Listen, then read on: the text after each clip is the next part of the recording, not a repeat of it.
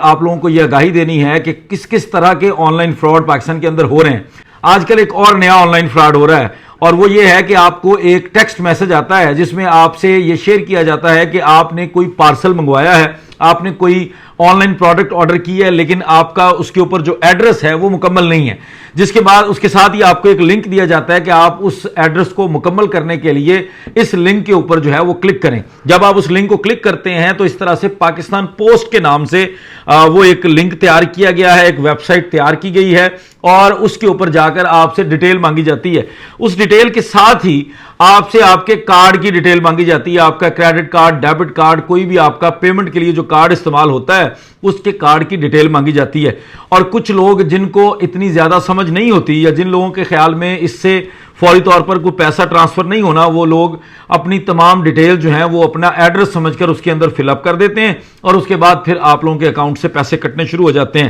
اور یہ حال ہی میں فراڈ شروع ہوا ہے جس کو مین سٹریم میڈیا کے ایک نیوز اینکر نے بھی اس کو شیئر کیا ہے اور اس نے باقاعدہ طور پر یہ بتایا ہے کہ یہ فراڈ اس کے ساتھ ہوتے ہوتے وہ بچا ہے, صرف اس لیے کہ اس کے پاس اس وقت کارڈ موجود نہیں تھا, ورنہ وہ اپنی ساری ڈیٹیل جو ہے وہ ان لوگوں کے ساتھ شیئر کرنا چاہتا تھا. خود بھی اس فراڈ سے بچیں اور دوسروں کے ساتھ بھی شیئر کریں, کیونکہ یہ فراڈ آنے والے دنوں میں بہت سارے لوگوں کے ساتھ ہونے جا رہا ہے.